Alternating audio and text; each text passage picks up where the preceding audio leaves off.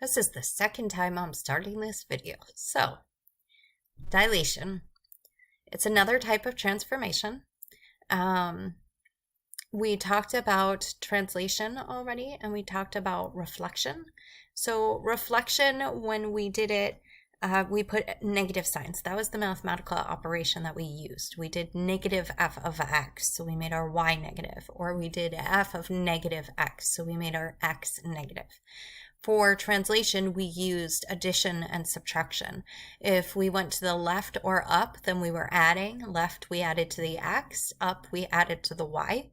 If we were subtracting, then we went to the right or down. So subtraction from x is to the right. Subtraction from y is down. Translation and reflection, they were rigid transformations. So we were not changing the shape of the graph in any way, right? Reflection changed the orientation, translation changed the location. So here in dilation, it actually is non-rigid. So we are changing the shape of the graph. So not surprisingly, instead of addition and subtraction, we are using multiplication and division, and we just have to decide which one we're using. So when the graph is growing faster, then it's becoming narrower, and growing faster, it makes sense that we would use multiplication, whereas we would use division when the graph is growing more slowly, and when the graph is growing more slowly, it becomes wider. So let's just take a look at an example. Let's say that we have x squared, okay? Now don't worry about the equation of the graph right now. I just want you to think about what's happening to the graph as we dilate it, okay? So you can see here that this is an example of the graph getting narrower. So don't worry about that equation. The graph is, so the original graph, y equals x squared, is the red one. This is a graph that's getting narrower. Okay, it's growing more quickly. So on the red graph, when x is equal to 1, y is equal to 1. Whereas on the blue graph, when x is equal to 1, y is equal to 2. Okay, it's growing much more quickly, this blue graph, which means that if we want to make it narrower, then we're going to be multiplying. Now, by contrast, let's take another example. Again, don't worry about the equation at this point. I don't want you to get confused by that. Okay, this is an example as to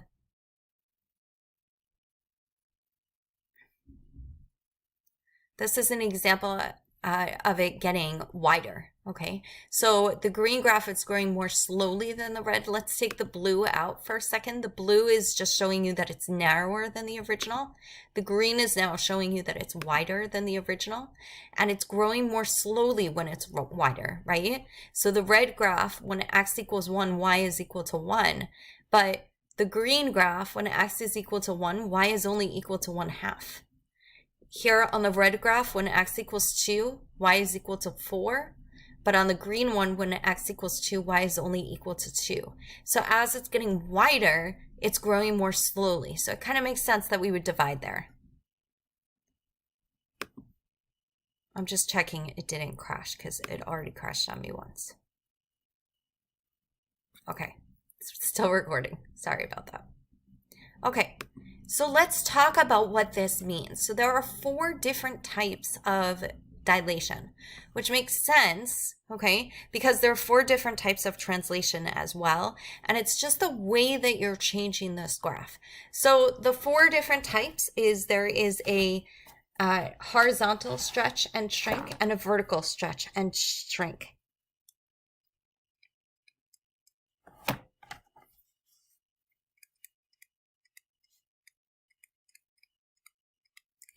The shrink is sometimes referred to as a compression. I typically refer to it as a shrink, to be honest.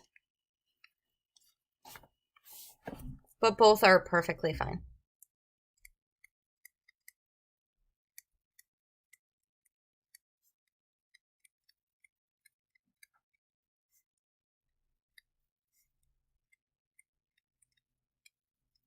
And again, a shrink can be referred to as a compression.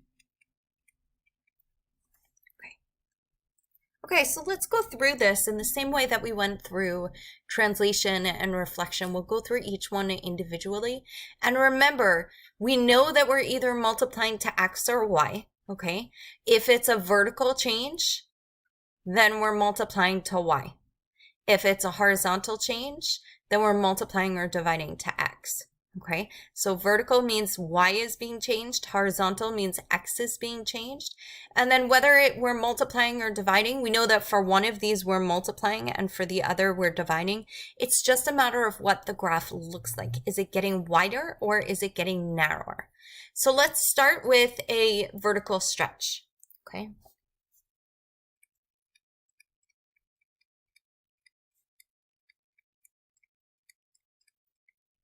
And we're going to say by C units, and then we'll be more specific. Let's actually do it by A units because that's typically how you would see it. Okay, so a vertical stretch by A units. In order to demonstrate this, I'm going to show you with a rubber band. Okay. So I hope you can see this. I'm going to pause this for a second. Okay, much easier to see with a white rubber band. Okay, so how does this work? We'll take your rubber band and vertically stretch it and say, so we're vertically stretching, we're pulling it from the top and the bottom, and say, is it getting narrower or wider? Now, narrower and wider is always left to right, so you're looking at what's happening from here to here, and you're saying, okay, here's your rubber band, and now we're going to vertically stretch it. And when we vertically stretch it, it's becoming narrower. Whereas if we vertically shrink or compress, meaning we're bringing the ends closer together, you can see that it gets wider, right? The distance from left to right is actually getting larger. So this is, I like using a rubber band because it really follows that rule that when we stretch, it gets narrower. And when we shrink it or compress it, it gets wider. It's really easy to see using the rubber band. Okay, so let's put that in there. So we're going to start with the vertical stretch. We said by A units. So what we're doing is we're saying, okay, well, f of x becomes, and we know that the vertical stretch makes it become narrower, okay? Remember, we're vertically stretching, so if you look in the corner, you can see we're vertically stretching and it becomes narrower. And we already know that when something becomes narrower, it's growing more quickly. So we're multiplying here. It's vertical, so we're multiplying to the whole f of x, okay? Okay, so let's take some examples like we have in the past. Let's say that we're vertically stretching.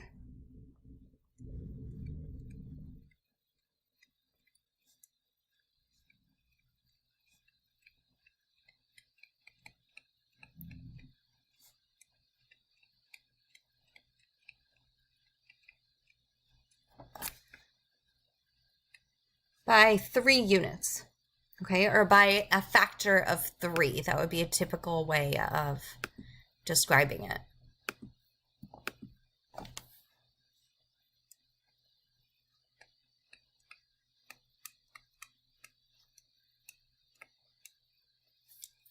Okay, and let's take a bunch of different functions. So just like we did before, I'll leave out a couple. We probably don't need as many. So we'll replace the linear with the linear absolute value.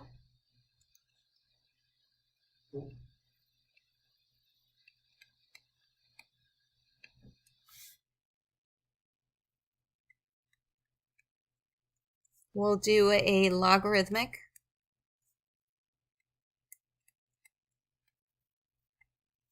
We'll do a polynomial.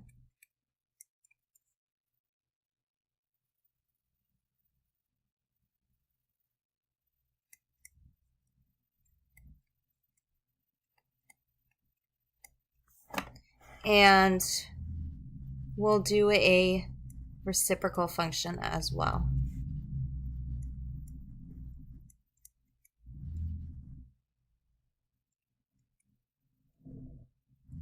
Okay. And now let's vertically stretch by a factor of 3. So we know that we're multiplying. We know that we're multiplying to y. And what are we multiplying by? 3. So we're saying 3 times f of x. We don't need parentheses.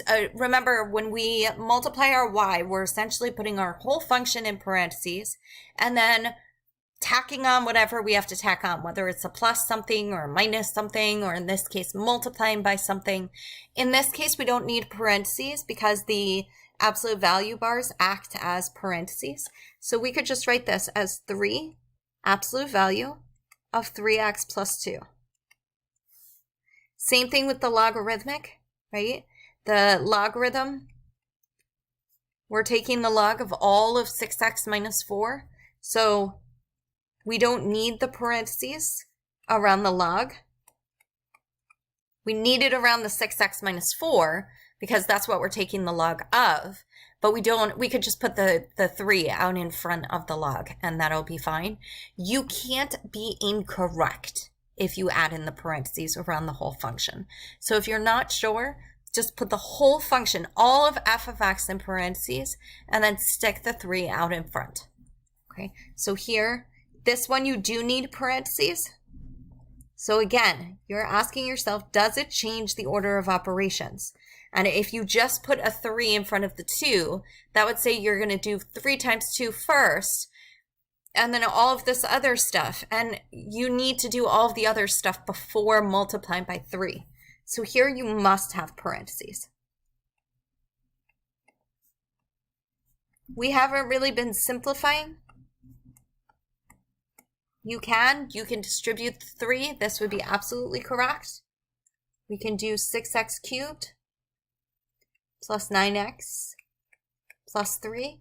I encourage you to simplify when you can, because if you're not simplifying, you're making your function look a lot more complicated than it is, right? 3 times 2x cubed plus 3x plus 1. Forget about what you're actually doing.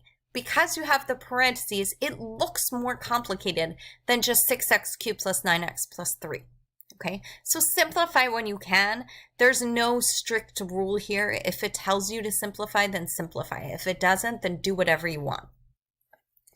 This one,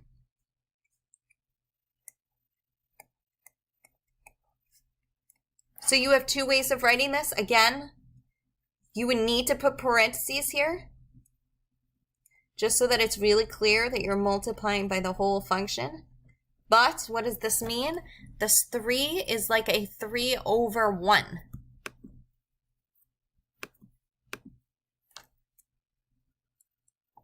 Right? So if we take 3 over 1 and multiply by 1 over x squared plus 2, an easier way of writing this is just 3 over x squared plus 2. There's no reason to write it any other way. Okay? And you don't have to write this out before you write this. You can go straight from here to here. And notice our notation has to change, right? These are not equal to f of x. This is equal to f of x times 3. So our notation has to change here to show that these two functions are not identical. Okay? It's telling us what to do with the function. So this is a vertical stretch by A units. Let's do a vertical shrink or a vertical compression. You can use whichever term you want, but you should be familiar with both terms because I typically use shrink, but there are a lot of people who will use the word compression. Okay, so again, let's start with A units.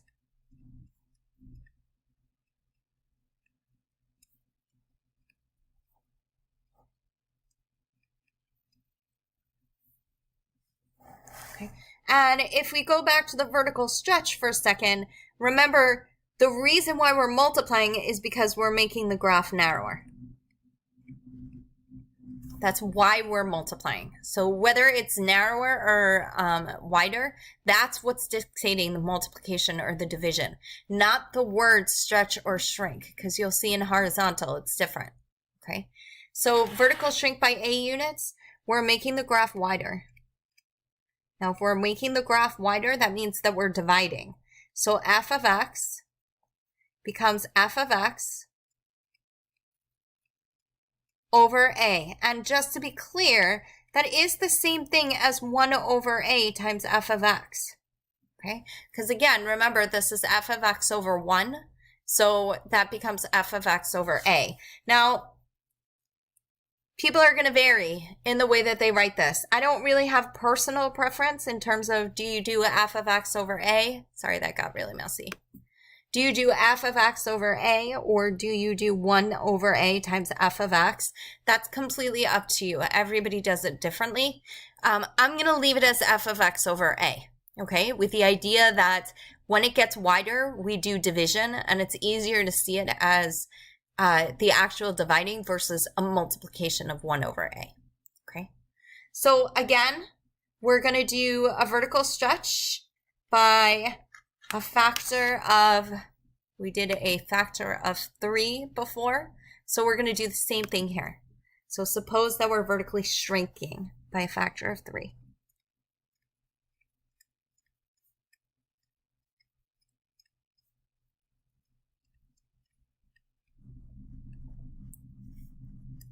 Shrinking or compressing. It's the same thing, which is why I'm putting the compressing in parentheses. And notice we say by a factor of.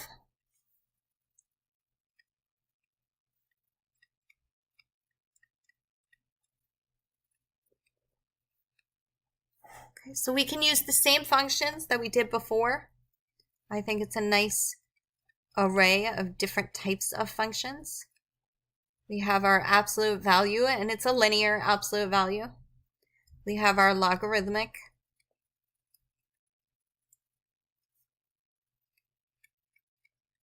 Then we have our polynomial function. And notice, well, this doesn't really apply. I was going to say, notice we have multiple x's in some of these. Really the polynomial in this case.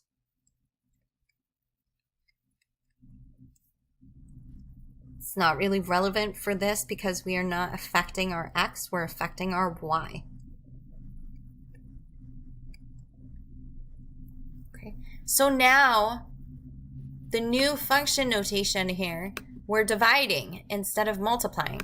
So instead of doing 3f of x, it's going to become f of x over 3. And again, you can write it as f of x over 3 or 1/3 times f of x. So this is the same thing as the absolute value of 3x plus 2 over 3. And I'll do it for this one. I won't do it for all of them. That's the same thing as 1/3 absolute value of 3x plus 2. Okay, dividing by 3 is the same thing as multiplying by 1/3.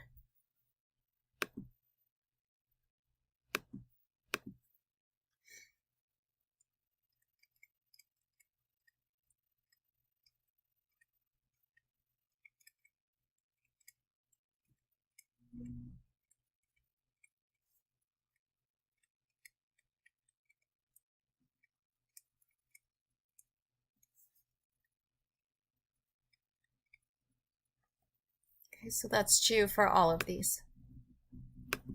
So here, same thing. This becomes f of x over 3, or f of x times 1/3. So we're doing log of 6x minus 4 over 3. So some people prefer multiplying by 1/3 because then they don't have that ugly division. Okay, but either way, again, it makes no difference. So here, f of x over 3 is 2x cubed plus 3x plus 1 over 3. Okay. Here, it makes sense actually to multiply by 1/3, because look at what happens here. You get 1 over x squared plus 2 over 3. Now, we do not want a fraction within a fraction. It's one thing to create a fraction. It's another thing, I actually will put it in here. It's another thing to create a fraction within a fraction. So for example, in this one, we created a fraction. Okay, that's not great, but we are just dividing by a constant. It's not a big deal. Here, same thing, we created a fraction, but we're not creating a fraction within a fraction, a complex fraction. We don't want that. So in a case like this, you would take the 1/3 and you would multiply by the 1/x² plus 2. And essentially, and we saw this with partial fraction decomposition, essentially what that means is, I'm going to take out this little one here. Essentially what that means is that 3 is just going right into the denominator.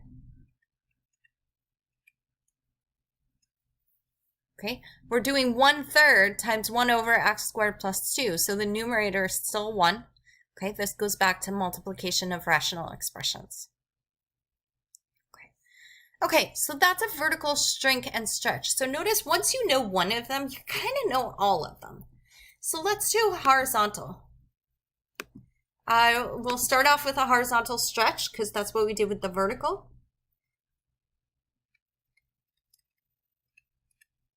And again, we'll use A units to start just so that we're being consistent and you can see a general rule. And once again, now it's horizontal, so we know that we're affecting our x. So that's something that's different, right? We're not affecting the whole f of x. The whole f of x is y. Okay, so we're not affecting our y. We're affecting our x because it's horizontal. So now the question is, well, horizontal stretch, does it make it narrower or wider? Well, let's go back to our rubber band. Here's our rubber band. And this time what we're going to do is, instead of vertically stretching or shrinking like we did before, right? We did a vertical stretch and a vertical shrink. Let's do it horizontally. So if we horizontally stretch this out, it's becoming wider. So wider means a greater distance from the left to the right. Okay, left to right becomes bigger, so it's wider. So horizontal stretch makes it wider. So it's the opposite of vertical. Instead of multiplying, we're actually dividing. Okay, because the graph is getting wider, which means it's going to grow more slowly. Whereas a horizontal shrink is making our graph narrower. Remember, we're talking left to right. Makes our graph narrower. The graph is growing more quickly. So use the rubber band to help you. A vertical stretch makes it narrower, and a horizontal shrink makes it narrower. So they're the opposite of one another. Okay? So horizontal stretch by A units, horizontal stretch, we just said, makes it wider. We're affecting our x because it's horizontal. So this means f of x becomes f of x over a. If we make it wider, we divide. Okay? So the wider is what tells us what we're doing. The wider is telling us the division.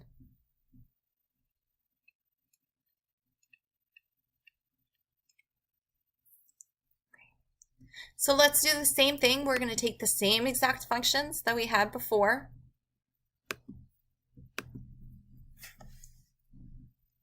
F of x, I'll do suppose.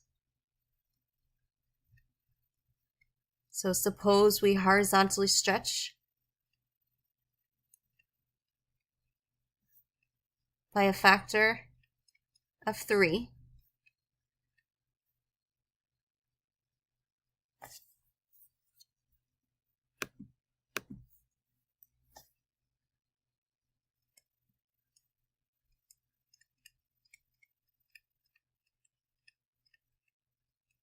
So that means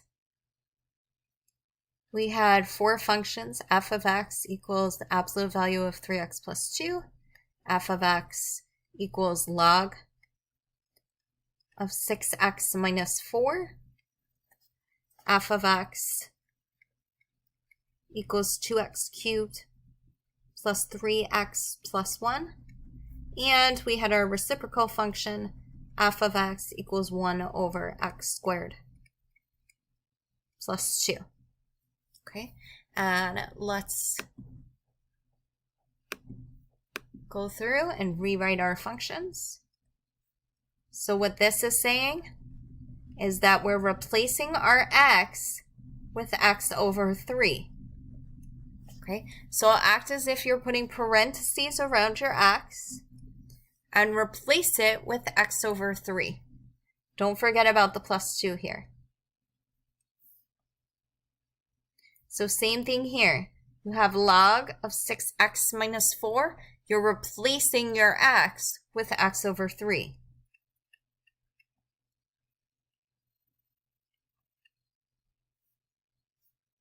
This should be f of x over 3. So our x is being replaced with x over 3. And we're not simplifying, but obviously if you can simplify, you should try to simplify. So like for example, in this one, we get absolute value of x plus 2. 3 times x over 3 is just x. Here we get log of 2x minus 4. Okay.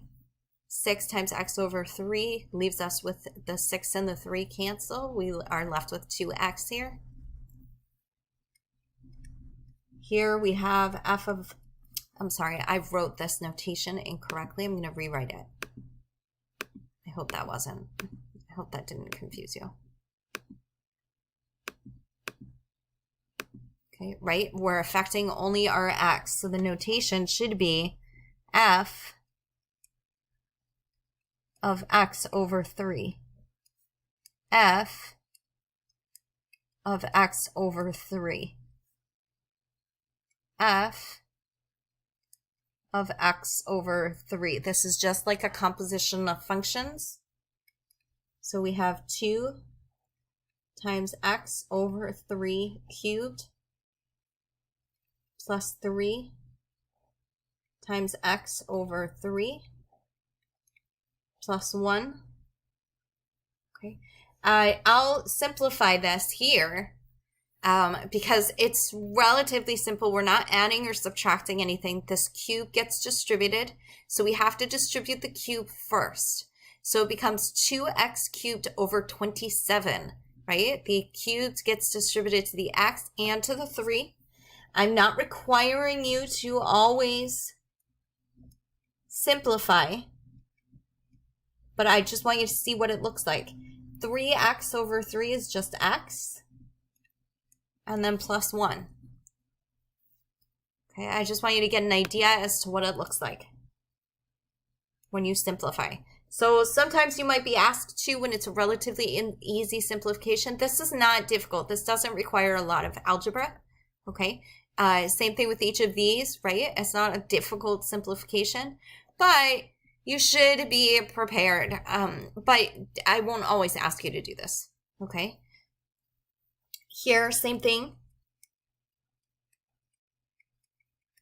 Notice you have to replace every x with x over 3.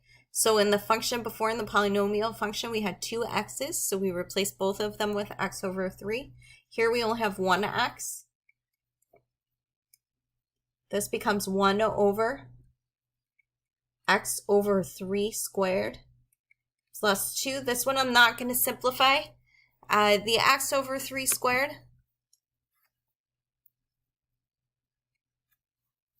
The x over 3 squared becomes x squared over 9.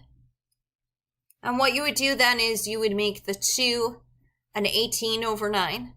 And then you would combine like terms. The 9 would move into the numerator.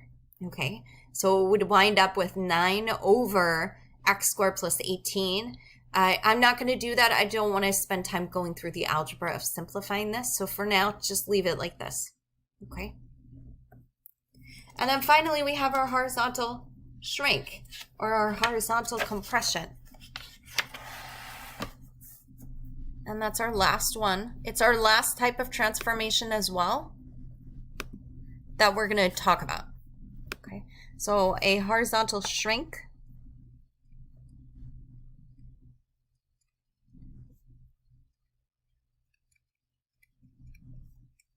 Again, this is a compression.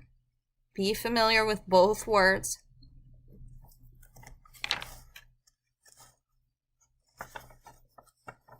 And we'll start with by A units.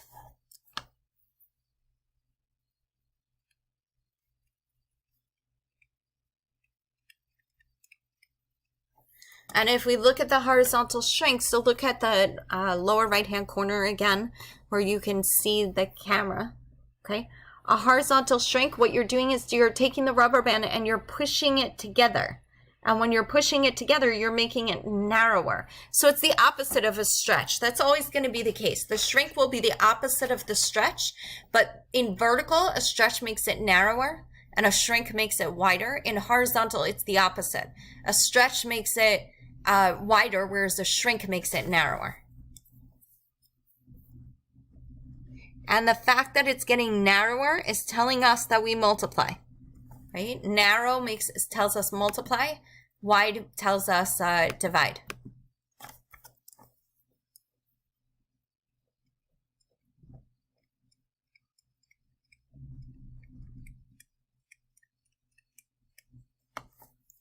So this is affecting the x because it's horizontal, which means that what is happening inside the parentheses.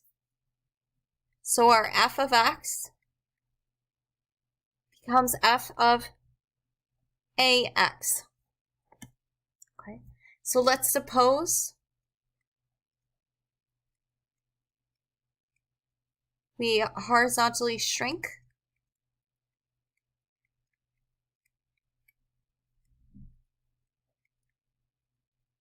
by a factor of 3.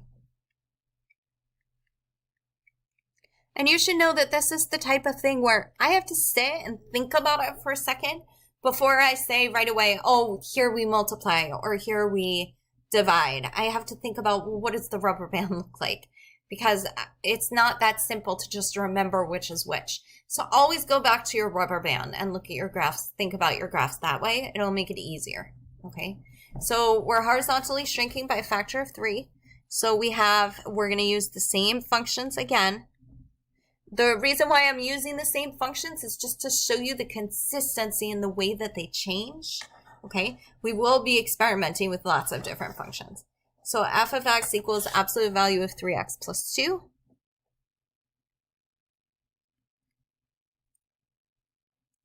Then we had f of x is equal to the log of 6x minus 4.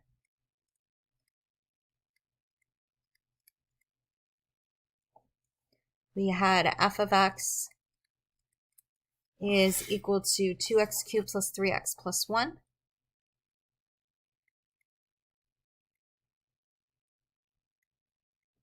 And finally, we had f of x is equal to 1 over x squared plus 2. And let's horizontally shrink each of these. So what does this look like? This turns into f of 3x. So you have to change that notation. Okay. So absolute value of 3, we're replacing our x with 3x. And if we simplify this, we get absolute value of 9x plus 2. Again, these are easy simplifications. So I would encourage you to do it. If I don't say that you have to simplify, you don't have to simplify. But I would encourage you to when you can. So notice we had an x here. It was 6 times x. Now it's 6 times 3x. And again, this is not a difficult simplification because 6 times 3 is just 18. So this becomes 18x minus 4. This one, f of 3x, all of our x's get replaced. We see a 2 times an x cubed, so it becomes a 3x cubed. We have a 3 times an x, so it becomes 3 times 3x. This should be an equals, not an arrow.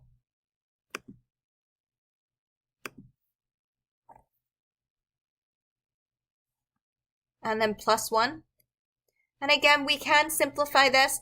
The cube here, gets distributed. So 3 cubed is 27, but we're multiplying it by 2. So we get 54. And then plus 9x plus 1.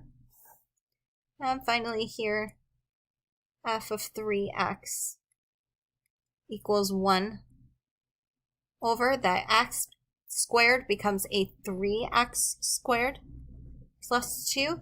And again, 3x squared becomes 9x squared. Okay, simplifying would just mean essentially get rid of your parentheses. Okay. And this is a horizontal shrink. So that's transformations. So let's summarize and then let's put it all together. Okay, so a couple of things to remember.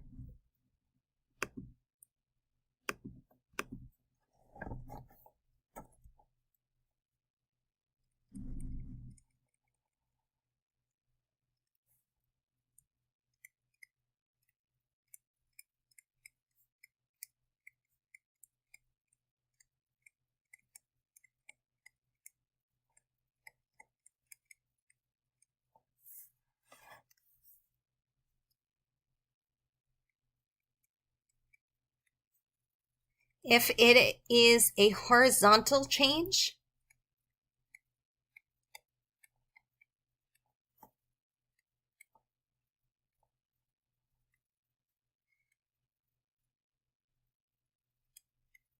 you are affecting the x.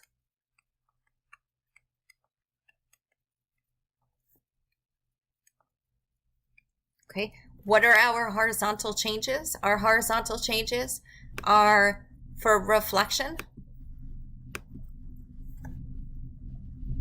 It's a reflection in the y-axis. Think about your points, right? When you reflect in the y-axis, you're moving from left to right or right to left, okay? A reflection in the y. So here, we're going from the right side to the left side. If we take this point, we're going from the left side to the right side. So that's a horizontal change. Okay.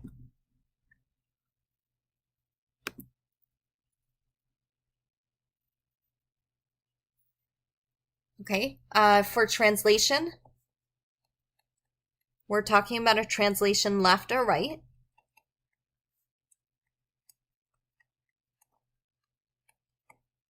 And for dilation, we're talking about a horizontal shrink or stretch.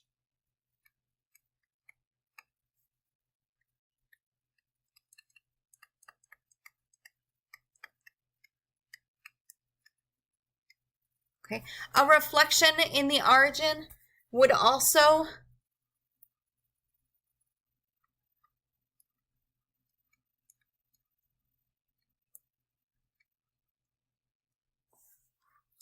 a reflection in the origin would also qualify it. It's just that for that you're affecting both. So I'm leaving out reflection in the origin. Well, I'll stick it up here. You're going to see it affects both. Because remember, a reflection in the origin is a reflection in the x-axis and in the y-axis.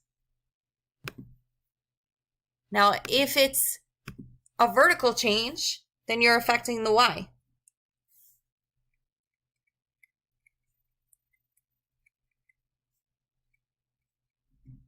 Or f of x.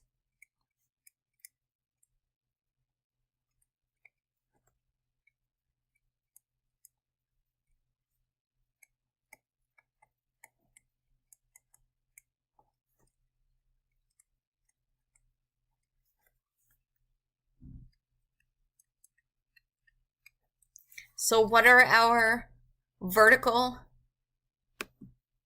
changes? It's a reflection in the x-axis. Remember, when you reflect in the x, you're going from above to below or below to above. And then again, the origin, because the origin affects both. A translation up or down. These are intuitive, okay? meaning it's exactly what we would expect. The shrink and the stretch are easy because they have vertical and horizontal right before the names.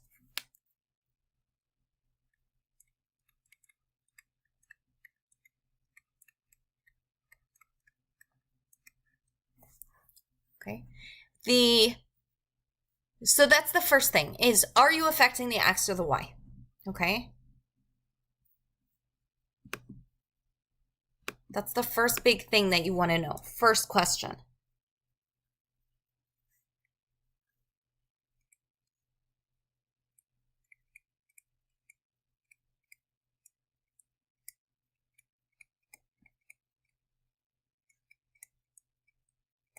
Your second question is, okay, now that we know whether we're affecting X or Y, what operation are we using? So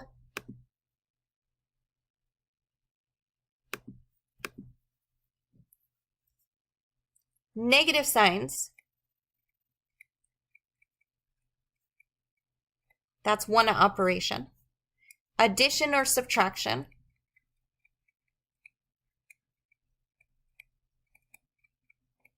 Or multiplication or division.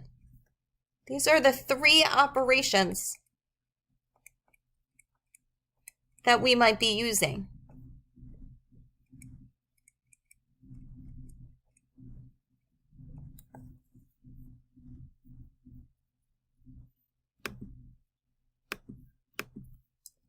So that's our second question. Once you know if you're affecting X or Y, then you're asking yourself, okay, are we multiplying by -1, just putting a negative sign in front of it? Are we adding or subtracting to X or Y? Or are we multiplying or dividing?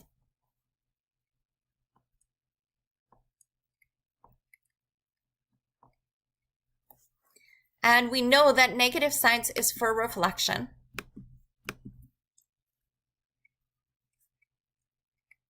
Addition and subtraction is for translation.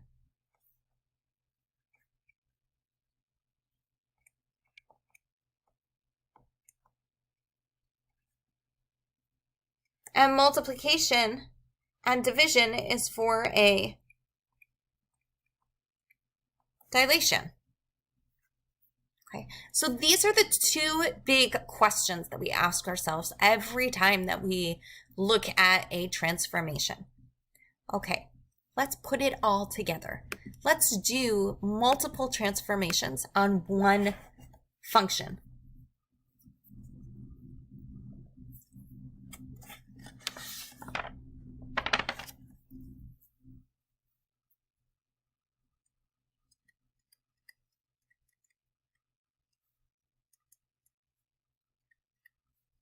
So far, we've taken a function and we've only dilated it, or we've only translated it, or we've only reflected it, okay? What does it look like when we do multiple transformations on the same function? And we're going to try and stick with two unless we're translating, because translating, we could do translation left or right and up or down simultaneously.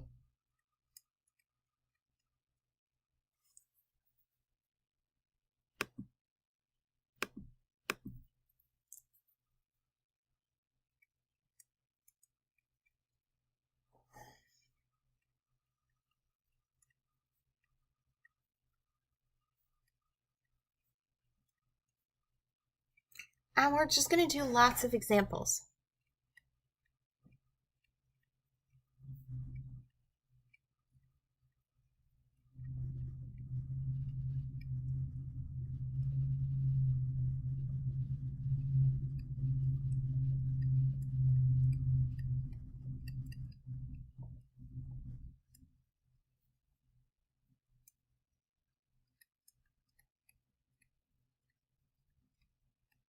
Okay. So let's take an exponential. Okay, we're going to do this with all different kinds of functions. So let's suppose we have f of x is equal to, let's do an exponential with a y-intercept even. So 3 is our y-intercept. So 3 times 7 to the 2x plus 1. We're going to take functions that are just all over the place here. Okay, so this is exponential. Remember, an exponential function has an x in the exponent. So this is an exponential. Okay, and we're going to do two things to this. So the first thing that we're going to do is we're going to vertically stretch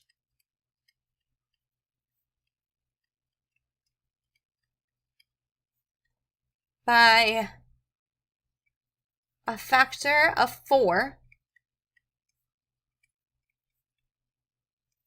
And then we're going to translate what we did in 1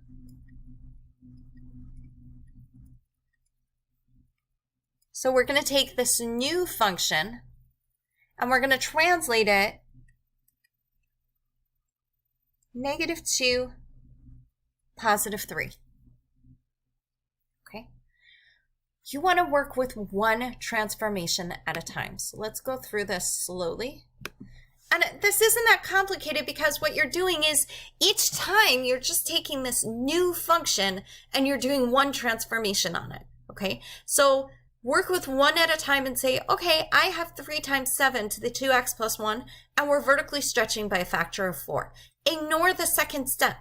Okay.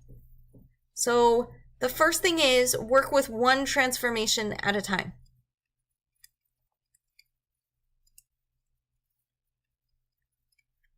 The only exception to that rule is really translation, because you can do both translations simultaneously. So let's work with number 1 first. Okay, so it's vertical, so we're affecting the y. And I'm writing a lot more here than I might write for some of the future examples, just because it's the first one that we're doing. So it's vertical, so we affect the y. And when we say that we're affecting y, we're saying we affect the whole f of x. Okay. And it's a stretch. So a stretch, vertical stretch makes the graph narrower. So we're multiplying. Again, if you forget that, think back to the rubber band, okay? If we take a rubber band and we stretch it vertically, it's getting narrower. You can imagine also if you, this is not a good example. If you have, I want the giraffe to be my one of our little animals here to help demonstrate, but they don't have good enough arms. Imagine if you put your arms above your head, okay? And somebody went to you and they took your fingertips and they stretched your arms up. The distance between your arms is getting narrower. And by contrast, if somebody came up above you and they pushed your arms down, the distance between your arms is going to get bigger. So that's another way of thinking narrower and wider for vertical. For horizontal, if somebody took your arms, one person on your left, one person on your right, and they started pulling on them, then you would be getting, then the distance would be getting wider. Whereas if two people came up and they started pushing your arms together on your left and on your right, then they're getting narrower. So that's just another way other than the rubber band to think about it in terms of you yourself, okay?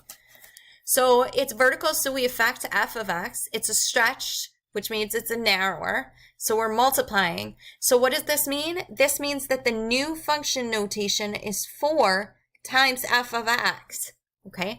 The 4 is being multiplied. That's because it's a dilation, okay? And a stretch makes it narrower. And it's outside our parentheses here. It's in front of the f of x because it's vertical, okay? So what does this mean? This means that we're taking the whole function 3 times 7 to the 2x plus 1, and we're multiplying it by 4. And we could simplify this. Let's make this 3 look a little bit bigger. We could simplify this. I encourage you to simplify when you're doing more than one transformation. The reason why I would encourage it is because when you have a lot of parentheses, it starts to get really confusing. Okay, so this is a multiplication all the way across. So the parentheses actually don't mean anything. This is 12 times 7 to the 2x plus 1. Okay, so I encourage you to simplify. I encourage you to get rid of as many parentheses as you can when you have multiple transformations.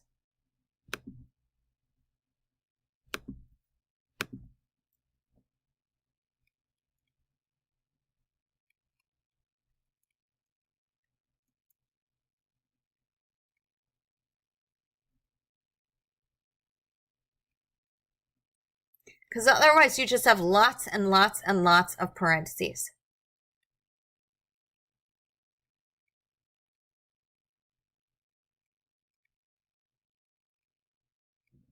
And you'll see the difference for the next, when we do the translation.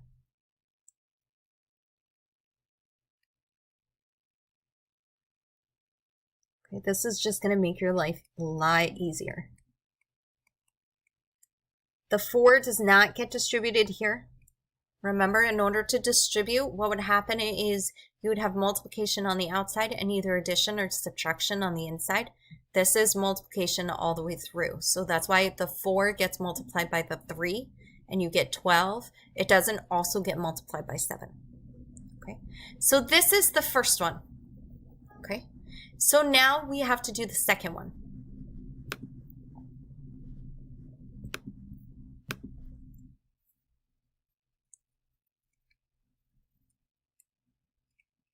So now we're going to translate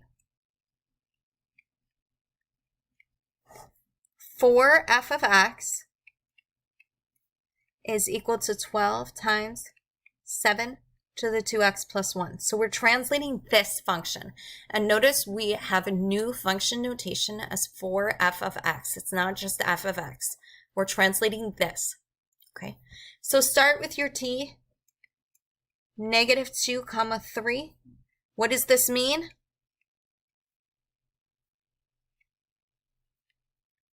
The -2 says that we're going to the left. So remember, in the function, we add when we go to the left, but in the notation, it would be a negative sign. So we're going 2 to the left and 3 up. Okay.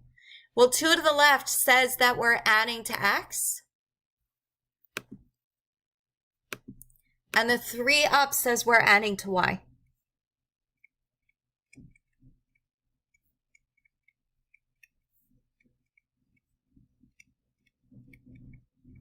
So notice how we're approaching this. Okay, the way that we approach this is we say, are we affecting the x or the y, right? So here we're saying, so we affect f of x. When we say adding to y, we're saying adding to f of x. Okay, and then we're saying, okay, well now what operation are we doing? So that was the second thing. We said, okay, we're multiplying. We did the same thing here. We said, okay, we're going to left. Left means that we're adding. What are we adding to? X. How do we know it's x? It's a horizontal transformation. Then we're going 3 up. What does that mean? We're adding to y. Okay. How do we know it's y? It's a vertical transformation. Up and down is vertical. Okay. So now don't worry about the 4f of x. Just concentrate on what this means. This is saying replace x with x plus 2.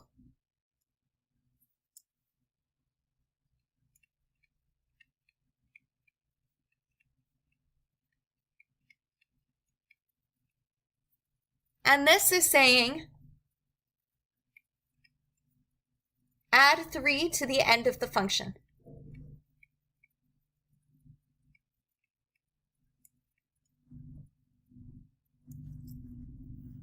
Okay, so let's do that.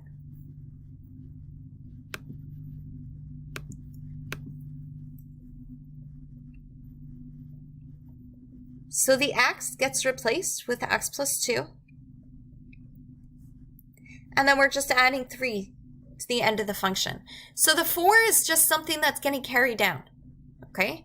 So the x got replaced with x plus 2, and then we tacked on a plus 3.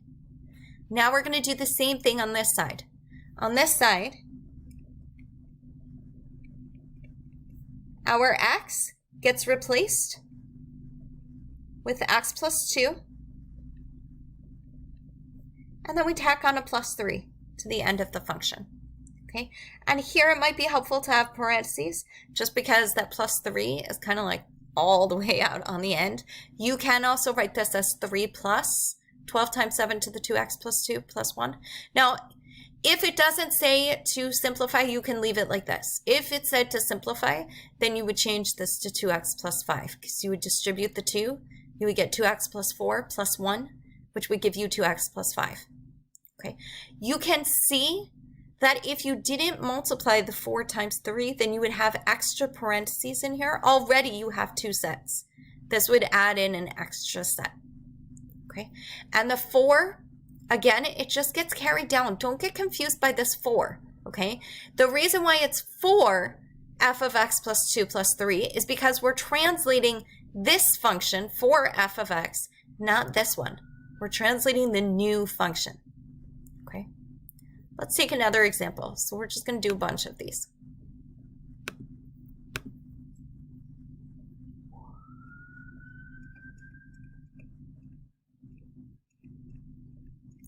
Let's do, we'll call it g of x, and we'll do a polynomial function. Let's do 3x squared minus 2x plus 4. Okay, and we'll do 2 things. We'll horizontally stretch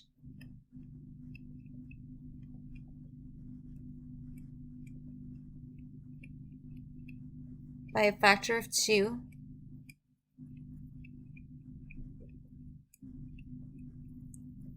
and we'll reflect in the y-axis. These lines just appear out of nowhere. Okay. Again, take it one transformation at a time. Okay, so the first thing that we're going to do is the horizontal stretch. Horizontal tells us we're affecting the x. This is a great point for you to pause the video and try it out on your own. Okay, but if you want to walk through one more, that's okay too.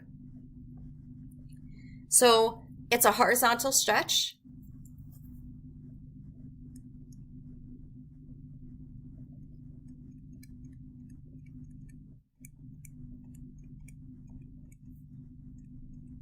So we affect the x. And a stretch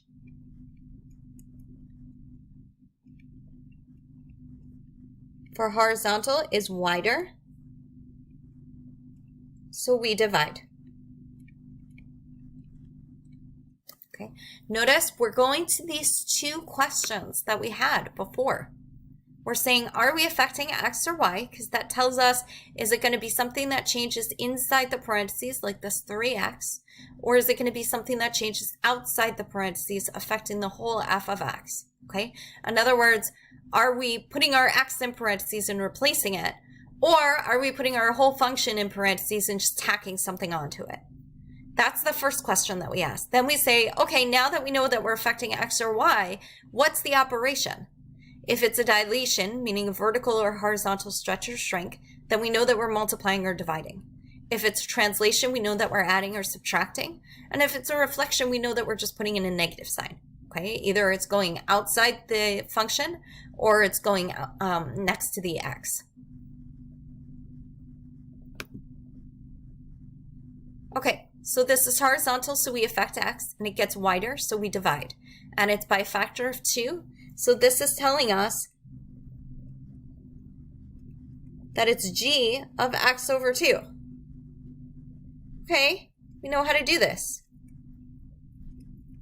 every x is being replaced by an x over 2.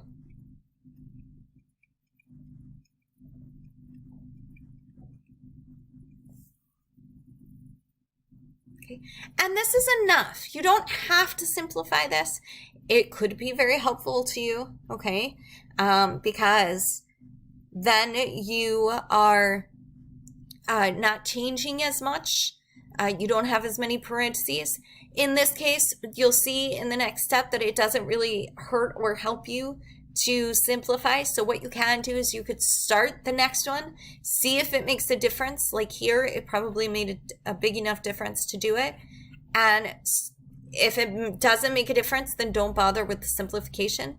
Here I'll do both, okay? So if we simplify, x over 2 squared is x squared over 4. So this becomes 3x squared over 4.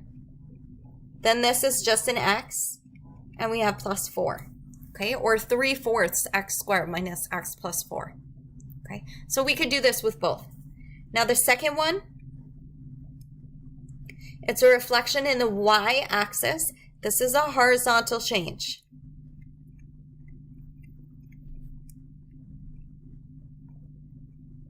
So we affect x.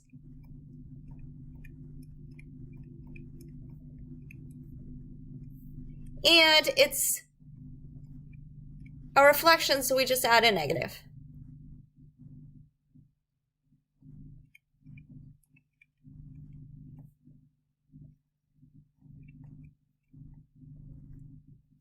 So what does this mean? This means that our x gets replaced by negative x. Now we have to keep the x over 2 there because we're not transforming this function, we're transforming this one. So this, I'm going to write this a little bit more clearly because I feel like it's not.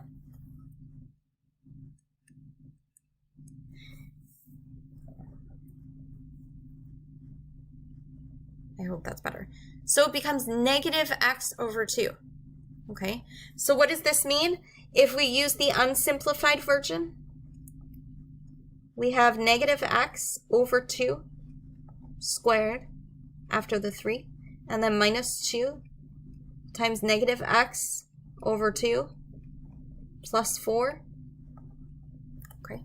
Or if we use the simplified version, we get 3 times negative x squared over 4 minus negative x plus 4. Okay. And if we really want to, we get 3x squared over 4 plus x plus 4.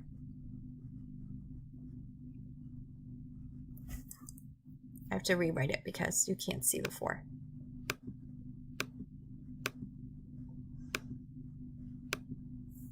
This is a completely simplified version.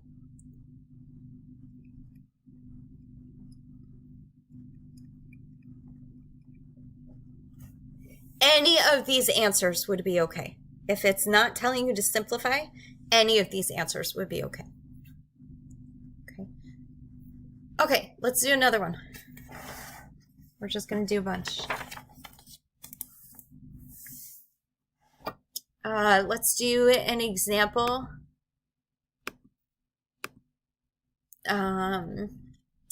Let's do logarithmic.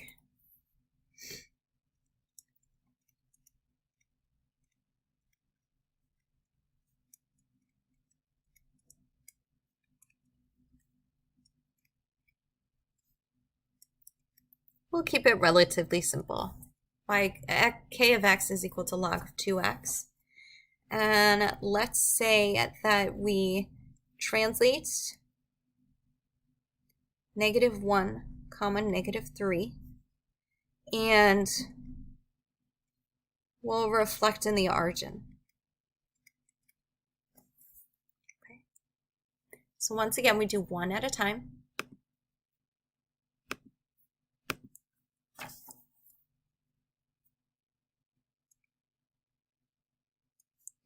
So we're going 1 left. So x becomes x plus 1.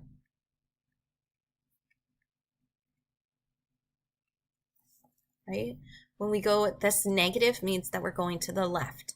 But when we go to the left in a function, we add. So 1 left, so x becomes x plus 1. And we're going 3 down.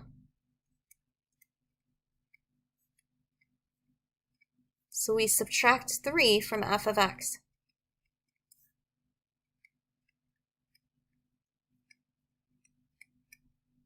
Or from k of x in this case.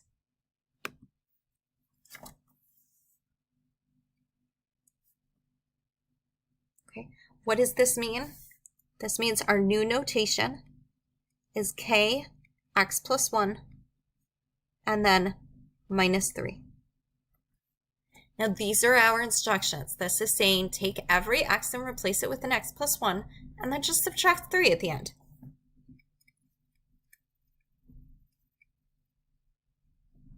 Our x becomes x plus 1 and then we're subtracting 3.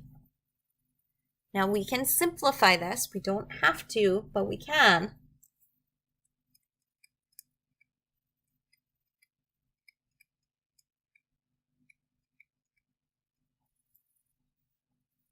Okay, the simplifying makes it easier because we don't have negatives. Okay, we don't have not negatives. We don't have parentheses. Okay. Okay, let's do our reflection in the origin.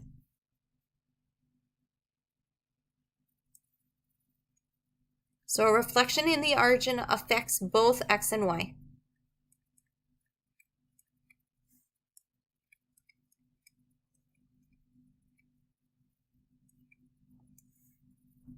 Okay, and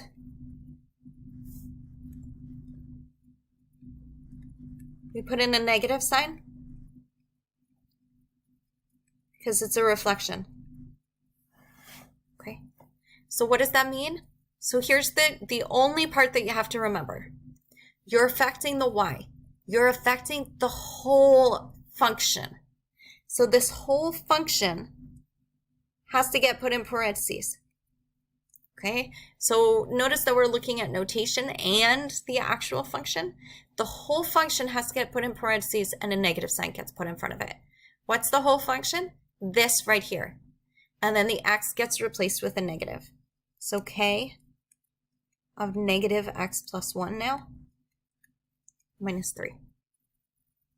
So don't worry so much about, just take it, what's going on. I'm going to take the whole function, put it in parentheses, and this is why I said when you affect the whole function, sometimes it can be really helpful if you just always put it in parentheses, because then you'll never forget, okay? And you'll never have to think about, well, does it get a parentheses or doesn't it? So we have this minus 3 here. If you only put a negative in front of the log and you don't put the whole thing in parentheses, then you're not reflecting this whole thing in the origin. You're just reflecting the part before you translated it, and this says translate first. Okay, so by habit, the whole function is going to have a negative in front of it, and then every time that you see an x, you're going to replace it with a negative x.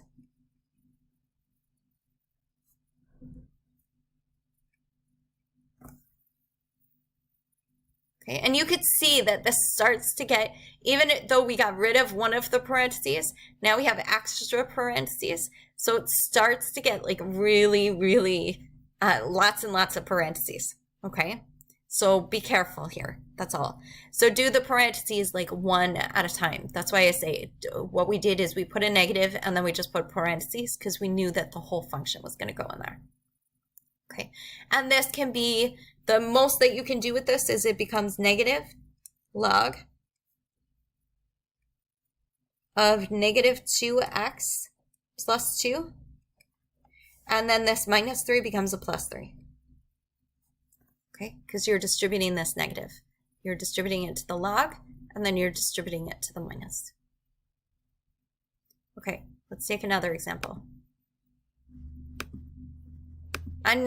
You can do like 10 transformations, okay? I'm not going to ask you to do more than 2 at a time, but if you can do 2, you should be able to do a third, okay? Let's take another example.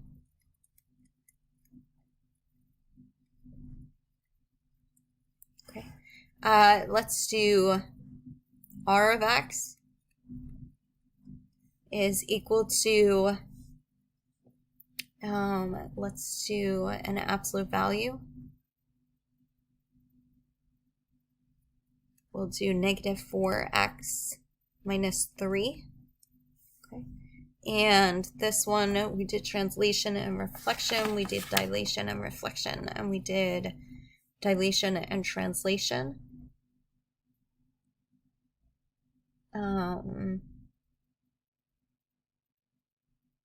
Let's do another dilation and translation. So this time, let's translate.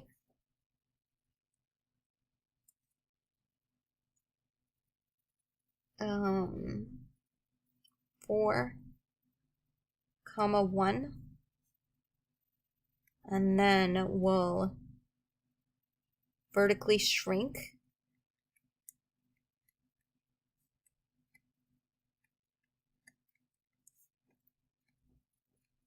by a factor of 2. Okay, you should try this on your own. Okay, this is the 4th one. You should try it on your own.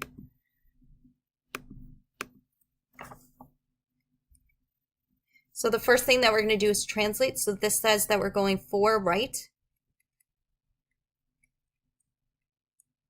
X becomes x minus 4. And we're going 1 up. So we add 1 to the whole function.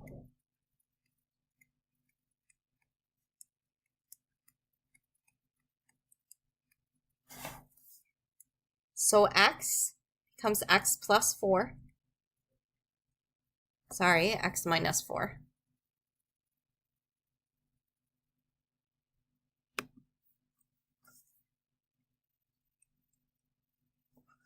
Okay. And then we add 1 to the whole thing. So we have absolute value, negative 4. I see an x. My x's get replaced with x minus 4. Then we have a minus 3. And we add 1 to the whole thing. Again, I would encourage you to simplify to get rid of as many parentheses as possible. We wind up with negative 4x. This is a plus 16 minus 3. So it becomes plus 13. So I'm taking out the algebra in the middle. Negative 4 times negative 4 is positive 16. We subtract 3. That gives us a positive 13. Okay? And then plus 1.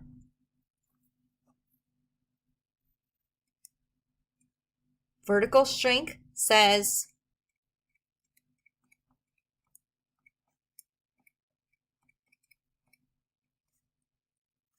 we affect y and we divide.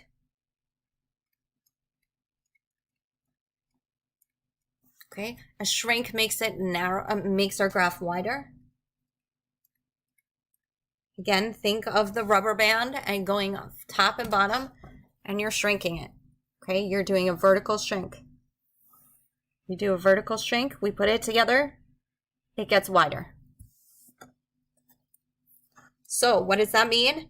That means that we're taking the whole function, r of x minus 4 plus 1. And what are we doing to it? We're dividing. What are we dividing by? We're dividing by 2 because that's what we're shrinking by. So now that just means take this whole function, absolute value of negative 4x plus 13 plus 1, and divide the whole thing by 2. Okay, and that's it. That's all that we have to do there. Let's take another example.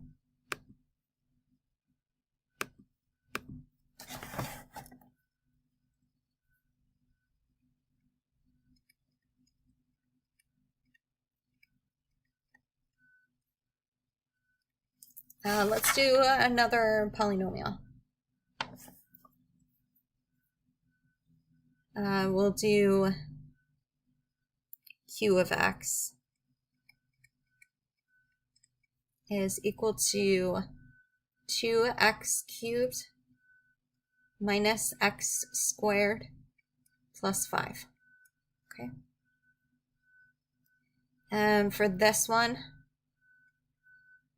let's do a horizontal. Let's do a reflection and then let's reflect in the x-axis. And then we'll do a horizontal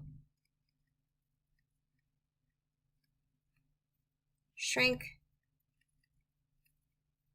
by a factor of 3.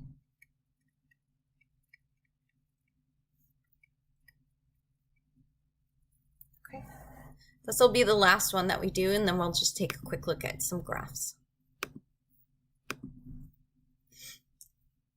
So a reflection in the x-axis tells us it's a horizontal change, a vertical change.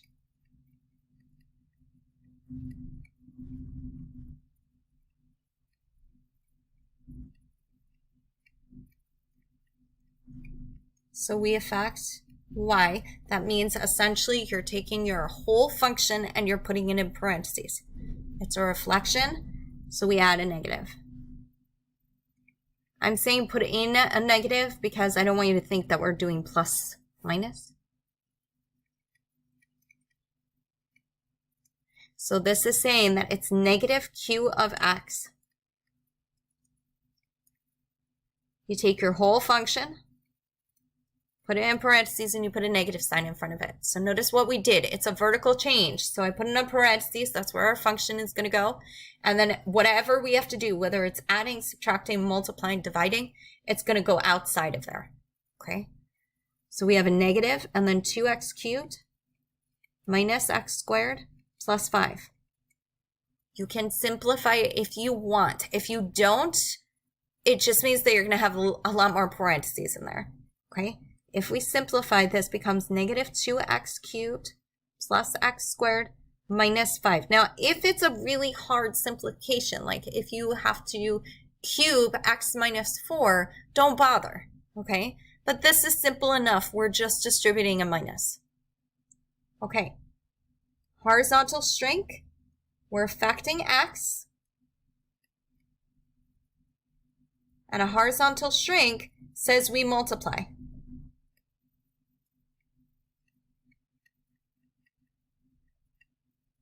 So this negative just stays there. Just ignore it. It doesn't change anything, okay? You have to put it in, but just treat it like it's part of the whole function, because it is.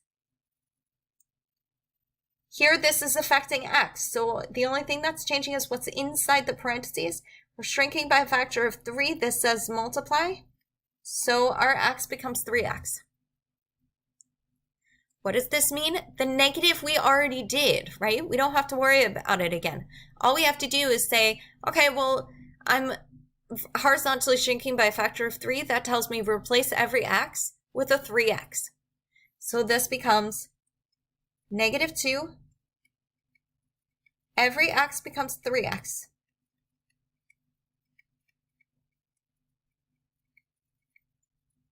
And that's it. And you don't have to simplify unless somebody tells you to. Okay? And if we simplify, so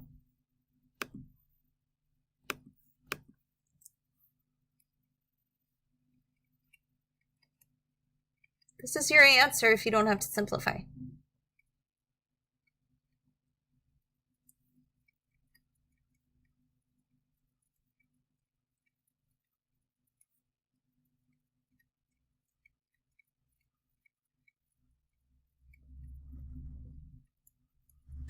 Okay, if you do have to simplify, again, I'm not going to go through the algebra really, right? The 3 gets distributed because you have to do the exponent first. So you get 27x cubed, but you're multiplied by negative 2. So it becomes negative 54 x cubed. Then 3x squared is 9x squared because you're distributing minus 5. Okay. And once like this, yes, you may be asked to simplify, okay? But if we have been translating instead, okay, then you wouldn't be asked to. Okay, I changed my mind. Let's do one more.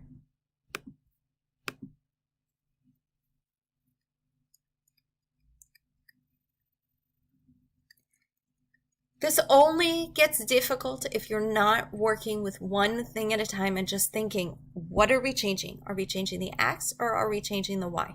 Okay. If you keep it to that simple micro level, then you're not going to have any trouble with this. It's when you try and combine everything and think about it all together that you start to get confused. When you think about, oh, wait, this has to be negative. Where is the negative coming from? The negative was already there. Okay. You're just keeping it there. That's all. So you're taking this and you're saying, what am I, the first one I'm not worried about. It's the second one, okay? So in the second one, you're saying, okay, well, this is my new function. What do I need to do with the new function? I need to replace x with 3x. So here, I just take the x and I replace it with 3x, okay? If we go back to some of the others, looking at just the second one, we reflect in the origin. So our x gets replaced with negative x, and we put parentheses around the whole thing, and we put a negative sign in front of it. So don't worry about this minus 3 or anything. Just say, I put parentheses around the whole thing and put a negative sign. I replace my x, I make it a negative x. And then you're doing the same thing over here. So you don't have to look at the left side in order to do the right. Same thing here, vertical shrink by a factor of 2. Well, we take this vertical shrink by a factor of 2, says you divide the whole function by 2. So this is the whole function, we divide it by 2. On this side, this is the whole function, we divide by 2.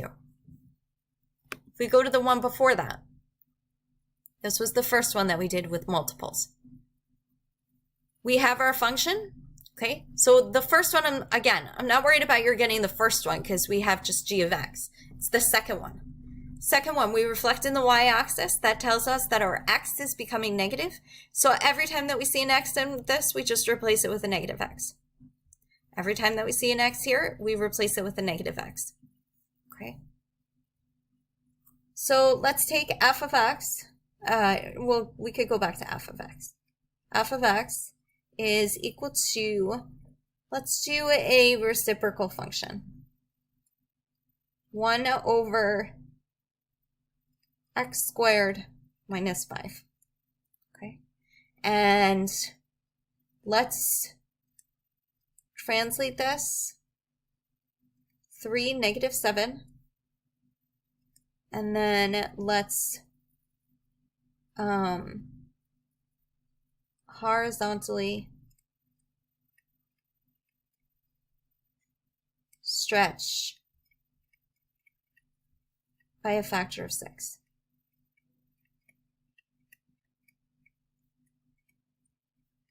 Okay, so the first one should be your easiest one. First one is telling you, okay, we're going 3 to the right and 7 down. So if we're going 3 right, x becomes x minus 3. 7 down just says subtract 7 from the function. Whatever the function is.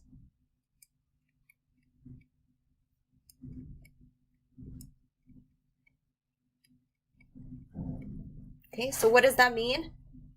Our x gets replaced by x minus 3. And then we just tack on a minus 7. Our x gets replaced by x minus 3. And then we tack on a minus 7. Nothing spectacular about that. Okay, let's take the second one. A horizontal stretch by a factor of 6. We're affecting the x.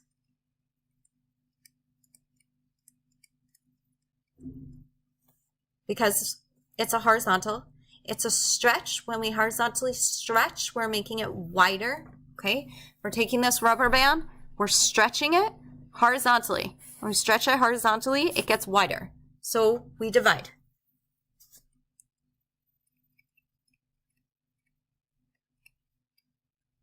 We're dividing by 6 because we were told we're dividing by a factor of 6. So this says replace every x with x over 6. So we're going to look here and we're going to say, okay, where do we see an x? Let's replace it with x over 6.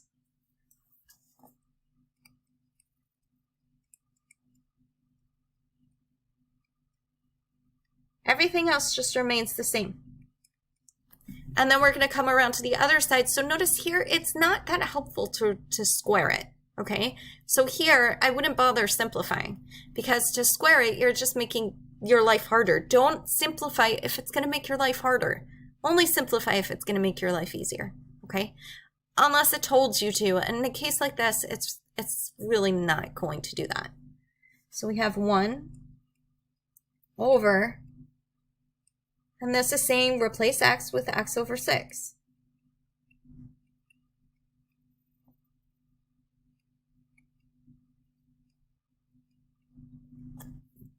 And this is your final answer. Okay? And that's it. So treat it one thing at a time. Say, okay, I'm affecting x, so this means whenever I see x, I'm dividing it by 6. So don't make it that you're looking at the whole thing all the time. If this had been a vertical stretch by a factor of 6, then this would have said, okay, multiply your whole function by 6. So you would have put this whole thing in parentheses, and then you just would have put a 6 in front of it. And you would have done the same thing here. You would have put the whole thing in parentheses and put a 6 in front of it if you were vertically stretching by 6. Okay, so just think about what each individual transformation is telling you to do, and that's going to tell you how to do this. Okay, that's going to tell you, okay, well, that's how I go about changing these functions. Okay, so the very last thing that I want to talk about is just the graphs. So the graphs are going to be much, much simpler in terms of, so let's just take an example. So if it tells you take x squared, so for example, it might say, here's x squared, do x squared plus 1. So all you do is you just take each individual point. This tells you that it goes up by 1. So you just go up by 1. Okay.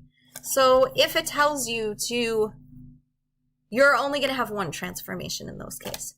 So for graphing,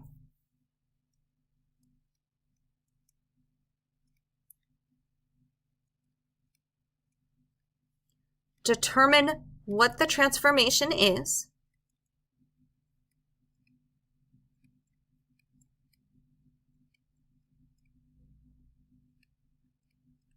How do we determine this? You're going to look at the operation.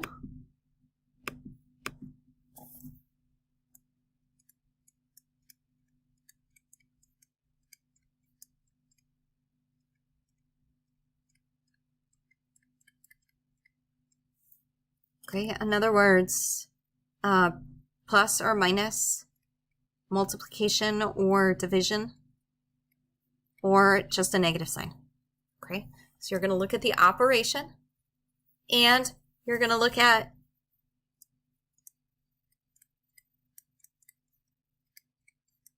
whether it changes x or y.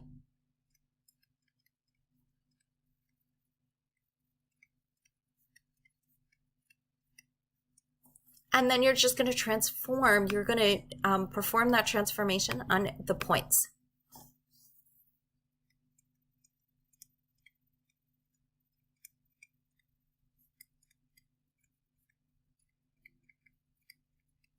Okay, so for example,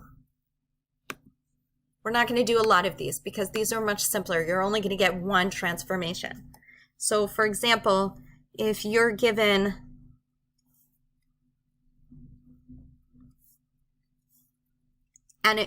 you would be given an actual axis. I'm just doing a sketch. But if this is y equals x squared, or f of x equals x squared,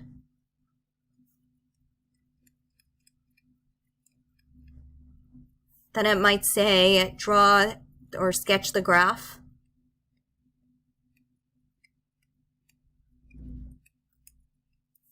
of x minus 1 squared.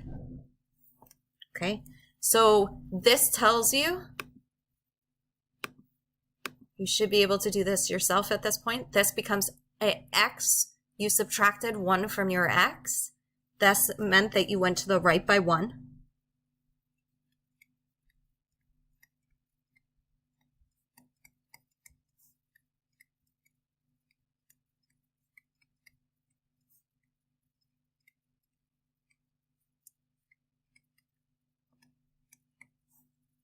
So this means this is your new vertex. This goes to the right by 1. This goes to the right by 1. Next point goes to the right by 1. So your graph should look like it went to the right by 1. Okay? Essentially, you're doing that with every point. So here, if this is this moved it up by 2, but if this was your original graph, you would just take this point, move it right 1. Take this point, move it right 1. Take this point, move it to the right by 1. Okay? If you have, for example, instead,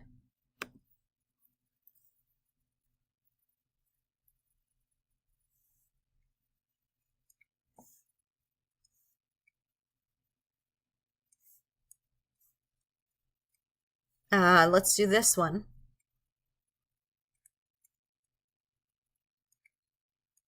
Where this is f of x equals the absolute value of x plus 4, and it said draw the graph.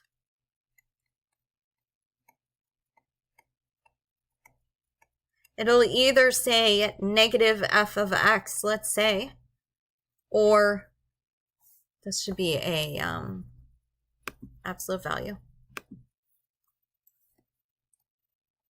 or negative x plus 4. What does this tell you? You're putting a negative in front of the whole thing, okay? So here you're changing y.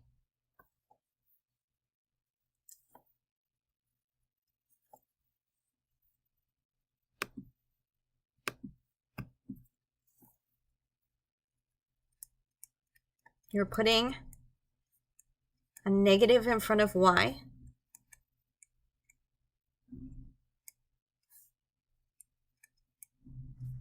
So this is a reflection in the x-axis. Okay, negative in front of y is a reflection in the x-axis. So you're just reflecting in the x-axis. Okay, that's all that you're doing. So it's going to be one transformation that you're being asked to do, and it might be a translation. It might mean move it 2 up and 3 to the right. And in a case like that, just take each point, move it 2 up and 3 to the right. Okay, and just to, this is not really anything extra. I just want to show you what the different graphs look like. So for example, we had absolute value of 3x plus 2.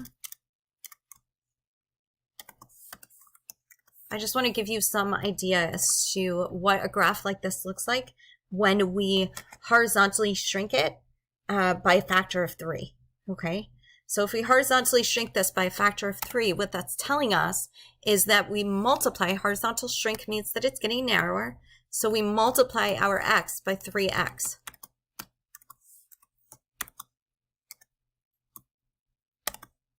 And you can see, okay, that now it's growing much, much faster, okay? If we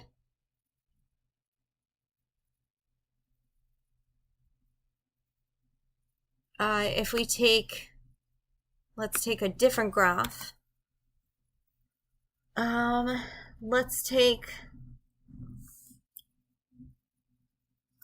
3x cubed, okay? And let's vertically shrink this by a factor of 6. This is going to become 3x cubed, and it's a vertical shrink, okay? So because it's a vertical shrink,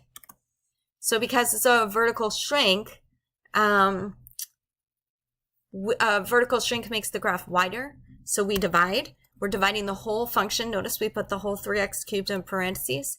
And you can see it gets wider. It grows more slowly, right? Here at 1/2, we're at 1 over here, but at 1/2 on the red graph, we're nowhere close to 1. So it's growing much more slowly. So that's just what the dilation looks like. Okay, and that's it for transformations. So that's everything that you're going to get tested on for this unit. So it's 3 videos. There's the reflection, there's the translation, there's the dilation, and then in the dilation video here, we put everything together. Okay, that's it.